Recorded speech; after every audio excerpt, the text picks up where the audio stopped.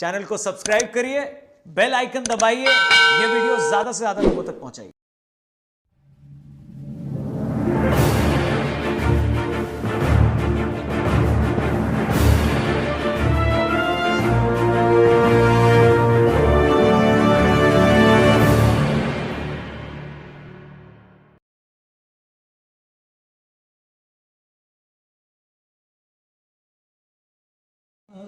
कैवलं चिदेनाम् अविनां वयानां द्विघानं लघोऽयम् अमोहमनस्तो निरालं नारायण अहं नाम वर्णेयं नयति वर्णेयं प्रणयं तो जपेनां जपायं कायं नामयायां मनाति मगोयं स्वयं तं समस्तो जहानामध्यात्मा भेदनां विच्छन्दां विनयते करोति विवर्जितवस्तु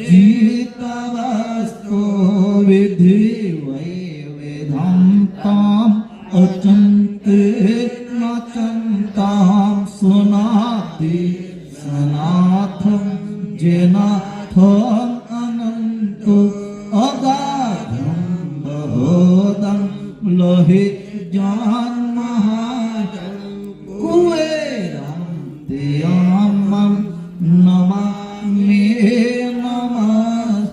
आद सुकृत स्वराज कौणेश कैवल करता की कृष्ण स्वामी महाराज के श्रीमंत करुणा सागर भगवान के नरवेद सागर महाराज के महंत तपस्वी रघुराम महाराज के परमहंस सुखानंद महाराज के वैष्णुदास जी महाराज के शांतिदास जी महाराज के शीतलदास जी महाराज के अविचल दास जी महाराज के सरजुदास जी महाराज की कृपाल दास जी महाराज की हरिप्रियदास जी महाराज की सर्वे संतान की सर्वे देवन की ज्ञान संप्रदाय की कायम पंथ की ज्ञान संप्रदाय की गुरुवादी सारसापुरी की कैवल धाम के कथा सत्संग प्रारंभ का जय जय सत कैवल साहेब अगम बोध अनुभव गति आपा दरसावहि निज आद्य अध्यापा सोहियाप अविगत निज हंसा जेहि कैवल से आए हो बीज औसा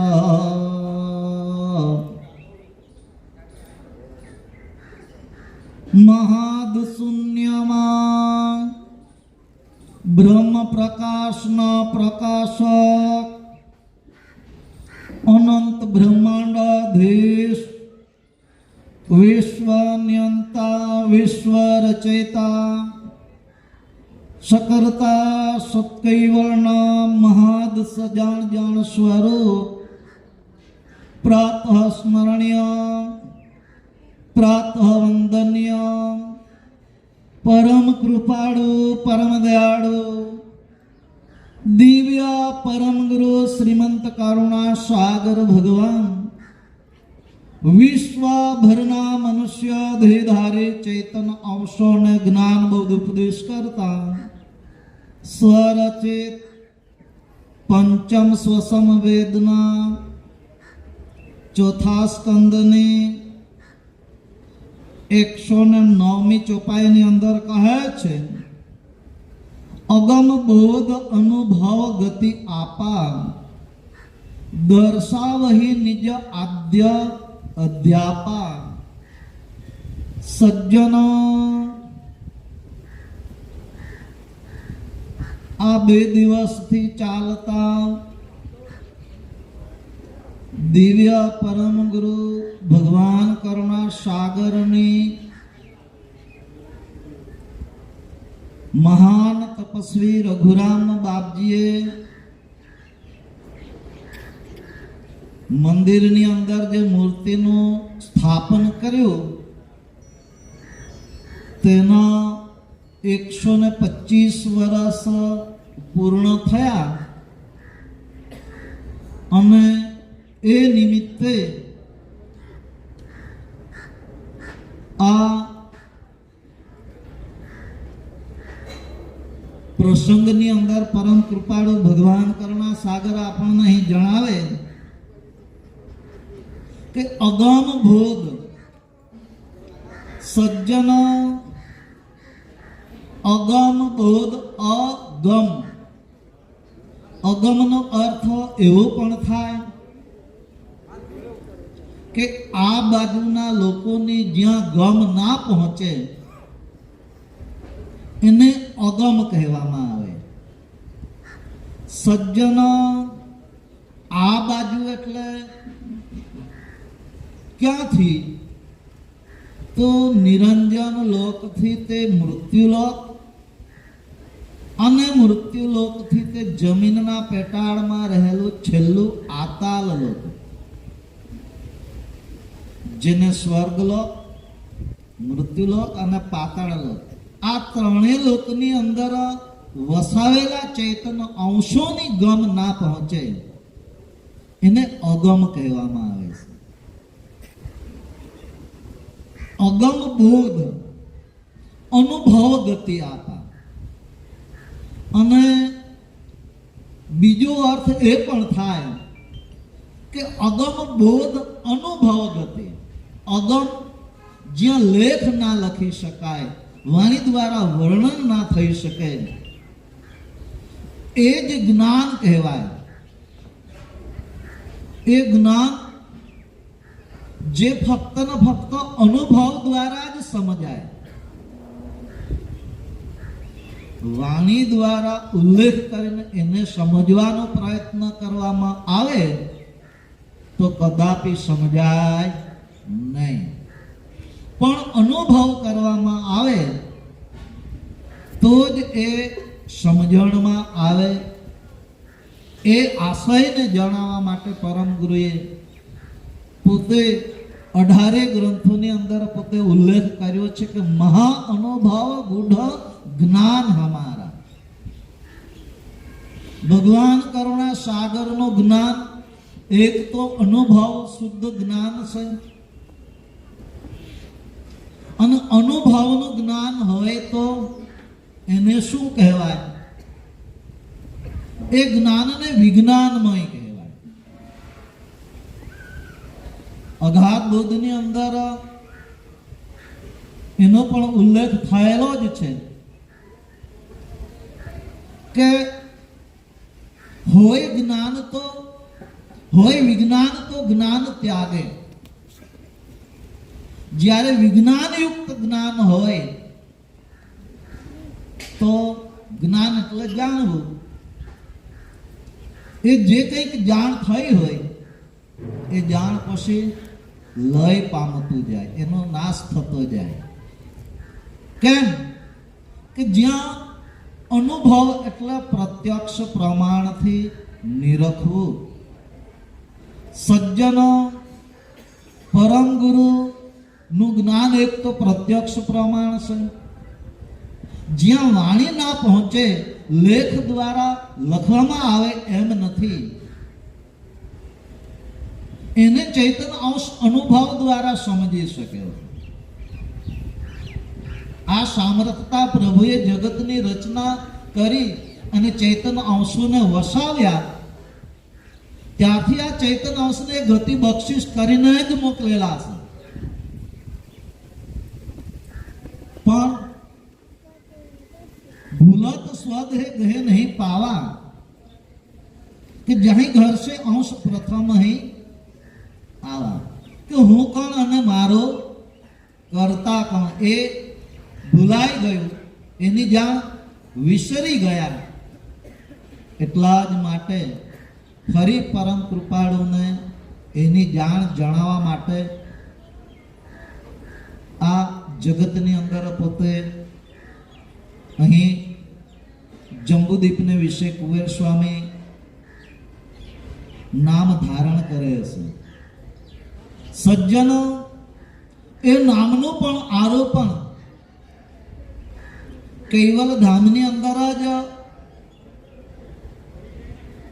એ નામનું આરોપણ થઈ જાય છે. કેમ? ક્યો બેર જગતે નામ કુબેર.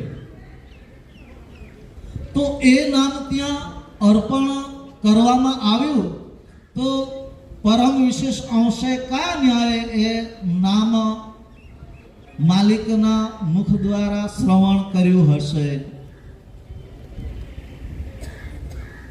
સજ્જનો, જેને આપણે સકર્તા માલિક કહીએ છીએ, એ સકર્તા માલિક કયા ન્યાય હશે? તો કે મહદ અગ્નિ. મહદ અગ્નિ અરૂપમાં છે અને એ જ મહદ અગ્નિમાંથી સૂર્ય થયેલો છે. સૂર્ય એવું નામ કેમ પડ્યું? તો કે અગ્નિની રૂપ માત્રિકા છે. અગ્નિની રૂપ માત્રિકા છે અને જ્યાં સુધી અગ્નિ રૂપ વાળું ના થાય ત્યાં સુધી પ્રકાશ થઈ શકતો નથી. એટલે પરમ વિશેષ અંશ અને જેને આપણે કૈવલ નામનો આરોપણ, વિશેષણનું આરોપણ થયેલું છે. આદ, સક્રદ, સ્વરાજ, કર્ણિશ અને કૈવલ, આ પંચ વિશેષણનું આરોપણ થાય છે. આ પંચ વિશેષણ અને પરમ વિશેષ અંશ એ કયા ન્યાય છે?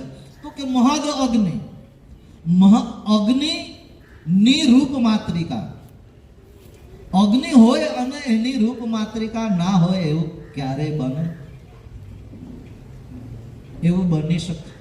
અગ્નિ પ્રજ્વલિત થાય એટલે એની રૂપ માત્રિકા દેખાઈ જશે. એટલે અગ્નિ અને એની રૂપ માત્રિકા અલગ રહી શકતી નથી. રૂપ માત્રિકા બંધ થાય એટલે પ્રકાશ પણ થાય છે. એ જ ન્યાય પરમ વિશેષ અંશ એ સૂર્યના ન્યાય છે અને એ સૂર્ય બ્રહ્માંડની અંદર આખા બ્રહ્માંડનો અંધકારને મટાડે છે અને એ સૂર્યમાંથી એનું કિરણ નીચે ઉતરી આવે તો અત્યારે ટેકનોલોજી એવી છે કે સૂર્યના કિરણને બિલોરી કાચ દ્વારા અગ્નિ પણ પ્રજ્વલિત થઈ શકે છે. એ અગ્નિ દ્વારા જે કંઈક જગત પક્ષનું કાર્ય કરવું હોય તે થઈ શકે છે અને એ અગ્નિ માપકમાં છે એટલે એનો નાશ પણ થઈ શકે છે. એ જ ન્યાય સકર્તા માલિકે એમની અંતર્વૃત્તિથી ચૈતન્ય અંશોને ઉત્પન્ન કર્યા અને એ ચૈતન્ય અંશોને પરમ ગુરુ અહીં કૈવલ જ્ઞાન જાણવા માટે એ પોતે અગમ બોધ અનુભવ ગતિ આપા. જ્યારે અનુભવ આ માનવ શરીર દ્વારા અનુભવ કરવો હોય તો એ અનુભવ કયા ન્યાય થઈ શકે છે? અને કદાચ થાય તો પણ એ શરીરની અંદર એવું શું માધ્યમ પ્રભુએ મૂક્યું છે કે જેથી કરીને અનુભવ થઈ શકે? દેખાય એવું જે શરીર છે એ તો નાશવંત છે. આ શરીરને સજીવ છે કે નિર્જીવ છે એનું નક્કી કરવા પક્ષે પ્રણવનો આધાર લેવો પડે છે અને એ પ્રણવ જ્યાં સુધી ચાલતો હોય ત્યાં સુધી આપણે નક્કી કરી શકીએ છીએ કે દાદા કે દાદી હજુ જીવે છે. તો સજ્જનો, આ પ્રણવ સહિત અનુભવ થઈ શકે છે. કેમ? તો કે પ્રણવ ના મધ્યે એ ચૈતન્ય અંશ એનો વાસ થઈને રહેલો છે. સજ્જનો એ પ્રણવની અંદર જ એમનું પ્રતિબિંબ પણ પડ્યું છે. કયા ન્યાય? તો કે સૂર્ય આકાશમાં હોય અને અહીં પાત્રની અંદર જળ ભરવામાં આવે તો એ જળની અંદર એનું પ્રતિબિંબ દેખાય છે. એમ આ માનવ રૂપી ઘાટની અંદર માલિકની સજાતીનો ચૈતન્ય અંશ ખરો, પણ એને સાબિતી એની લક્ષણાઓ દ્વારા જ ઓળખાય છે. એની સ્વયં પોતાની 3 લક્ષણાઓ છે: જાણપણું, ક્રિયાશક્તિ અને ચેતના. આ 3 લક્ષણા આખા શરીરની અંદર વ્યાપક થઈને કામ કરે છે. વારા પરથી કામ કરતી નથી, એક સાથે કામ કરે છે. સજ્જનો આ 3 લક્ષણાઓ ક્યાં કામ કરશે? આખા શરીરની અંદર, આ માનવ શરીરની અંદર માલિકે રચના એવી કરેલી છે કે શરીરની અંદર 84 તત્વો છે. આ 84 તત્વો નો અર્ક ખેંચાય ને એક બુંદ થાય અને એ બુંદમાંથી આ માનવ ઘાટનું નિર્માણ થાય છે. તો આ 84 તત્વો અણિયાળા માલિકે પ્રથમથી જ પરિપક્વ કરેલા છે. અને અણિયાળા પરિપક્વ કરેલા છે તો અણી અને આકાર, અણિયાળો ભાગ, જેને ચિદરૂપી અંકુર પણ કહેવામાં આવે છે, આ અંકુરી સામર્થ્યતા તત્વોની અંદર એકમેક થઈ જવી, એને જ તત્વો પરિપક્વ થયા છે એમ કહેવાય છે. અને આ જ તત્વોનું મિશ્રણ કરી વૈરાટથી લઈ તમામ 84 લાખ પ્રકારના ઘાટોનો અંકુરનો જમાવ માલિકે ક્રિયાવૃત્તિ દ્વારા કરેલો છે. સજ્જનો તો એ જ અંકુર જા પલકી બુંદ પડી તાકા લખ્યા લેખ પલ ન વધે પલ ન ઘટે શિર કુટે અનેક. એ જે વ્યાખ્યા થાય છે એ વ્યાખ્યા દ્વારા બુંદની અંદર જે અંકુરી સામર્થ્યતા આવી, જેનાથી આ ઘાટ પરિપક્વ થઈને બહાર આવ્યો, એ બુંદની અંદર આવેલી સામર્થ્યતાએ કરીને આ માનવ શરીરનું આર્બલ નક્કી થયેલું છે. ચૈતન્ય અંશ જન્મ્યા પછી આવે છે ત્યારે એ જ અંકુરી સામર્થ્યતાને ફરી લઈને આવે છે. ચૈતન્ય અંશ જ્યારે ફરી લઈને આવે છે ત્યારે અંદર જે શરીરની અંદર પોખાયેલી સામર્થ્યતાને બહાર કાઢે છે. શરીરની અંદર પોખાયેલી એકલી સામર્થ્યતા જ નથી, શુભાશુભ કર્મ પણ આ શરીરની અંદર, ઓમકારની અંદર એનો વાસ થઈ જાય છે. પરમ ગુરુએ હસ્તા લેવા ગ્રંથની અંદર એનો પણ ઉલ્લેખ કરેલો જ છે કે ઓહંગની ઓટમાં લિંગનું આલ છે, તહાં લગી હંગ ઉમંગ અંગે. સજ્જનો આ અહંગ, ચૈતન્ય અંશનું અહંગનું શરીર એ વ્યાખ્યા નોખી ઠરે છે અને ઓહંગ રૂપી પ્રણવ એ વ્યાખ્યા નોખી ઠરે. આ બંને વ્યાખ્યાને સમજવું ત્યાં પણ ગુરુ ભાગ પરમ ગુરુએ રાખ્યો હોય. એ ગુરુ ભાગને ભક્તિ કરતા કરતા સમજવા માટે સદગુરુની પાસે એ ગતિની માગણી પણ કરવી પડે. સદગુરુની પાસે એ ગતિની માગણી પણ કરવી પડે. તો સદગુરુ કહેવા કોને? પ્રશ્ન પણ થાય છે કે આ સદગુરુ કહેવાય કોને? કારણ કે સદગુરુ સત બતાવે, નિર્ણય કરી જુએ કરતા કો. સદગુરુનું કાર્ય એ છે કે સત્ય વસ્તુની ઓળખ કરાવી, આપણ આપું પોતાના સ્વરૂપને ઓળખાવવું, ત્યાં સુધી સદગુરુનું કાર્ય છે. પોતાના સ્વરૂપને ઓળખ્યા પછી ફરી સકર્તા માલિકને, એની ગતિને ઓળખવા માટે ભાવ ધારણ કરીને પરમ ગુરુને વિનંતી પણ કરવી પડે. અને એ પરમ ગુરુ આપણી વિનંતી શ્રવણ કરે, અંગીકૃત કરે. અને એ પરમ ગુરુ જ્યારે દયા કરે, કૃપા કરે, ત્યારે અંશને અંશી પદની અંદર એકતા કરાવવાનું કામ પરમ ગુરુ કરે છે.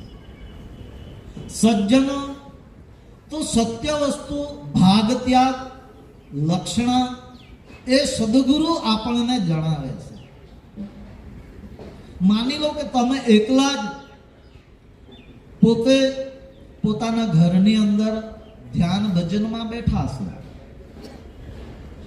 તે વખતે કદાચ પોતાના શયનખંડમાં જ પણ હોય તો ત્યાં કદાચ ભગવાનનો ફોટો પણ પોતાની સમક્ષ ના હોય, અને તમે પોતાના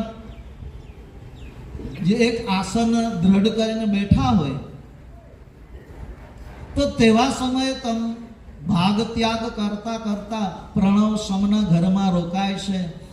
પ્રણવની અંદર આ તત્વ ચાલે છે, પૃથ્વી તત્વ ચાલતું હોય તેનો નિર્ણય કરી મારે આ પૃથ્વી તત્વનો સંગ કરવો નથી, મારે તો આગળ વધવું છે. આવી ભાગ ત્યાગની લક્ષણ તે વખતે કોણે જણાવી? બ્રહ્માંડની અંદર મહાદ સદગુરુનું સ્થાપન આદિથી થયેલું જ છે ને અત્યારે પણ છે જ. એમાંથી જ આપણને જીવન મળે છે, એની કરુણા દ્વારા જ. અને એ જીવન લેતી વખતે જ એની માલિકની દયા અને કૃપા આપણી ઉપર થાય એટલે તે વખતે આપણને સૂઝ પણ થાય છે કે મારે ઉપરામ થવું કે નહીં થવું. એ ચૈતન્ય અંશ પોતાની માલિક કૃપા પણ કરે છે. ચૈતન્ય અંશ જ્ઞાનને સમજે, ભાગ ત્યાગની લક્ષણને ધારણ કરે કે મારે ભાગ ત્યાગ કરવો છે, એવો ભાવ પણ ધારણ કરે તો ભાગ ત્યાગ થઈ શકે છે. એમને એમ થઈ શકતો નહીં. તો એ જે તત્વનો પ્રભાવ વર્તતો હોય અને એ તત્વના પ્રભાવ પ્રમાણે જે સંકલ્પ અને વિકલ્પ ઉત્પન્ન થતા હોય, એ ઉઠતા પ્રવાહના લયમાં જ સમય પૂરો થઈ જાય, પણ ભાગ ત્યાગ કરી શકે નહીં. તેના માટે ભાવ પણ ધારણ કરવો પડે. અને જ્યારે ભાવ ધારણ કરે અને ભાગ ત્યાગ કરીને ઉપરામ થવા માટે પરમ ગુરુને વિનંતી કરે, ફરી ધ્યાન ભજનમાં બેઠા બેઠા જ એવો ભાવ ધારણ કરીને વિનંતી પણ કરે કે પ્રભુ મને એવી કંઈક ગતિ બક્ષિસ કરજો, મારે મારા સ્વરૂપનો અનુભવ કરવો છે, મારે દિવ્ય પરમ ગુરુના સર્વજ્ઞ હંગની સાથે એકતા કરવી છે, દિવ્ય પરમ ગુરુના સ્વહંગ સ્વરૂપનો અનુભવ કરવો છે. આવા તે વખતે ભાવની અંદર આના સ્ફુરણાઓ થવી જોઈએ.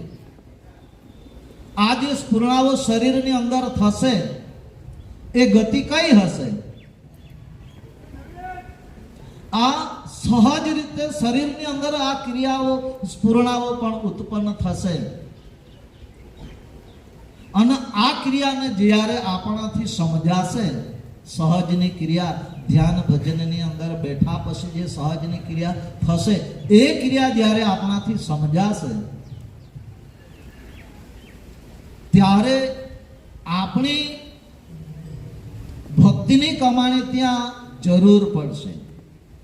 આપણી પોતાની જે ભક્તિની કમાણી હોય એ ભક્તિની કમાણી તે વખતે જરૂર પડશે. અને તે વખતે જરૂર પડશે ત્યારે આપણને એ ભક્તિની કમાણી દ્વારા આપણને સદગુરુ કેમ આપણને કળ બક્ષિસ કરે, ગતિ બક્ષિસ કરે, એ આશયને સમજાશે. અને જેમ જેમ સદગુરુ આપણને ભાગ ત્યાગની લક્ષણા જણાવતા જાય તેમ તેમ આપણે ઉપરામ થતા જઈએ તો એ ઉપરામ થવા પક્ષે પોતાના સ્વ સ્વરૂપને ઓળખવું, તો પ્રથમ તો અહંગમય શરીર, પ્રથમ તો અહંગમય શરીરને ઓળખવું છે. એ અહંગમય શરીર એ ઉહંગ પ્રણવને ધારણ કરીને રહેલું છે. સજ્જનો, એ ઉહંગમય પ્રણવ નાસિકાથી બ્રહ્મરુદ્ર સુધી જ્યોતિને સચેતન કરે છે. બ્રહ્મરુદ્રની અંદર રહેલા સહસ્ત્રદળ કમળના મધ્ય જ્યોતિ જે સ્વરૂપ છે, એ જ્યોતિ સ્વરૂપને સચેતન કરવા વાળો જ ઉહંગમય પ્રણવ છે. એ ઉહંગ પ્રણવને ઘણી જગ્યાએ સોહમ તરીકેની પણ વ્યાખ્યા ગ્રંથની અંદર થાયેલી જ હોય. અને એ ઉહંગ પ્રણવને ધારણ કરીને રહેલું અહંગમય ચેતન અંશનું શરીર છે. એ ઉહંગ પ્રણવમાં અનહદનો નાદ માલિકે મૂક્યો છે, દિવ્ય પ્રકાશ પણ મૂક્યો છે, અનંત સુગંધી પુષ્પની સુગંધ માલિકે એ ઉહંગ પ્રણવમાં જ મૂક્યો છે. અને એ ઉહંગ પ્રણવમાં પરમ ગુરુએ 84 તત્વો મૂકી દીધા છે. અને એ પણ બ્રહ્માંડની અંદર છે. પણ એ ઉહંગ પ્રણવ ની વ્યાખ્યા આમ તો નિરંજન લોકથી તે 14 तबक जिनु सिर पर और 14 उपछांड मध्य महर कैवल कुल आ 28 श्लोक ने जीवन आपवा वाळो ज मूળ ઉહંગ પ્રણવ છે. અને ઉત્પન્ન કરવા વાળો જ મૂળ ઉહંગ પ્રણવ છે. એ ઉહંગ પ્રણવમાંથી જ આ 14 લોક ઉત્પન્ન થાય છે. અને જો ફરી લય પણ એમાં જ થઈ જાય છે. એ ઉહંગ પ્રણવને સોહંગ પ્રણવ દ્વારા પોષણ મળે છે. વિચાર કરો, એ બ્રહ્માંડની અંદર પરમ ગુરુએ જ્યાં પરિભ્રમ અને અવ્યક્ત પુરુષની વ્યાખ્યા થયેલી છે, એ અવ્યક્ત પુરુષ કયા ન્યાયે રહેલા છે અને પરિભ્રમ કયા ન્યાયે રહેલું છે, બ્રહ્મનું ક્ષેત્ર કયા ન્યાયે રહેલું છે, અને બ્રહ્મનો ક્ષેત્રની અંદર અરૂપ વૈરાટ કયા ન્યાય છે અને રૂપવાળું વૈરાટ કયા ન્યાય છે. એ દરેક ભગવતી જનોએ ચૈતન અંશોએ જ્ઞાનની નેત્ર દ્વારા, અંતરની આંખ દ્વારા નિરખીને એનો પાકું નિર્ણય કરવાનો છે. અને પાકું નિર્ણય કરવાની ગતિ જ્યારે સદગુરુ બક્ષિસ કરે એટલે એ પ્રત્યક્ષ પ્રમાણ દરેક ચૈતન અંશ નિરખી શકે છે. પ્રત્યક્ષ પ્રમાણ આ ન્યાય છે એમ કરીને એ નિરખી શકે, પોતાની અંતરની આંખ દ્વારા નિરખીને નિર્ણય કરી શકે. નિર્ણય થાય, પાકું નક્કી થઈ જાય કે આ આમાં જ છે, આમાં બીજો કોઈ ફેરફાર નથી. આ સંબંધી નિર્ણય કરાવે એ સદગુરુ છે. સજ્જનો, વિશેષ વધુ ના કહેતા આપણી વચ્ચે હજુ બીજા 2 સંતો પણ છે. તો પરમ ગુરુની રીજ મેળવવા માટે, સદગુરુની રીજ મેળવવા માટે દરેક ભગવતી જનોએ દિવ્ય પરમ ગુરુને અંતર હૃદયમાંથી સ્તુતિ પ્રાર્થના બંદગી કરતી વખતે કે કાલાવાલા કરતી વખતે રીઝવવા માટે જે કંઈક પ્રાર્થના કરવામાં આવે છે, એ પ્રાર્થનાની અંદર અંતરનો ઉદ્ગાર કાઢવાનો છે. હૃદયમાંથી ઉદ્ગાર કાઢતા શીખવા માટે ભક્તિ કરવાની છે. અંતરના હૃદયમાંથી ઉદ્ગાર બહાર કાઢવાનો છે. તો અંતરનો ઉદ્ગારને બહાર કાઢતા શીખી જઈશું તો એ અંતરના અવાજને દિવ્ય પરમ ગુરુ અંગીકૃત કરશે. અને તેના માટે સંતોએ અને ભક્તોએ બધાએ જ દિવ્ય પરમ ગુરુને હૃદયમાં ધારણ કરીને જ બંદગી કે પ્રાર્થના કરે તો જ એ દિવ્ય પરમ ગુરુને હૃદયપૂર્વકની સ્તુતિ પ્રાર્થના પણ થઈ શકે છે. સજ્જનો, સાથે સાથે બીજી એક વાત કે 125 વર્ષ દિવ્ય પરમ ગુરુની મૂર્તિ પ્રતિષ્ઠા થાય, 125 વર્ષ પણ પૂર્ણ થયા છે અને તેનો દિવસ આવતીકાલે 21 તારીખે એ દિવસ પણ આવે છે. અને આખા ભારત દેશની અંદર અત્યારે જેનો જોરશોરથી પ્રચાર અને પ્રસાર થઈ રહેલો છે, જે અયોધ્યાની અંદર રામ મંદિરની મૂર્તિ પ્રતિષ્ઠાનો દિવસ પણ આવતી 22 તારીખનો છે. સજ્જનો, આ કેવો એક યોગ આવ્યો છે કે અહીં પણ 125 વર્ષ પૂર્ણ થાય છે. ત્યાં રામ મંદિરની અંદર પણ મૂર્તિ પ્રતિષ્ઠાનો કાર્યક્રમ આખા ભારત દેશની અંદર એનો પ્રચાર અને પ્રસાર થઈ રહેલો છે. અહીં ઉમરા ગામના 2 વર્ષથી નાના બાળકોથી લઈ 50 થી 60 વર્ષ સુધીના તમામ જે કંઈક ભક્તજનો હશે, એમાંથી કેટલાક ભક્તજનોને સજ્જુદાસ બાપજીએ પણ કંઠી ઉપદેશ કર્યો હશે, પણ વધારે પડતા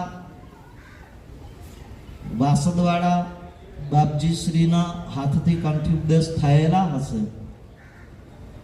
અને એ વાસદવાળા બાપજીએ આ ઉમરા ગામની અંદર દરેકના હૃદયની અંદર સ્થાન પ્રાપ્ત કરેલું છે. હૃદયની અંદર તો ઉમરાના ભક્તજનોની હૃદયમાં તો સ્થાન પ્રાપ્ત કર્યું જ છે અને એના જ માટે એના શુદ્ધ ભાવને લઈને જ અહીં ડેરીની અંદર પણ વાસદવાળા બાપજીશ્રીનું પ્રતિમાનું સ્થાપન કરવામાં આવ્યું કે જેથી કરીને સદાને માટે એ હૃદયમાં બિરાજેલા રહી. આમ તો જ્ઞાન સંપ્રદાયની અંદર દરેક ભગવતીજનોને કંઠી ઉપદેશ કરતી વખતે જ સૂચન કરવામાં આવે છે કે તમે કંઠી ઉપદેશ ધારણ કરો છો એટલે પરમ ગુરુને ગુરુ કરો છો.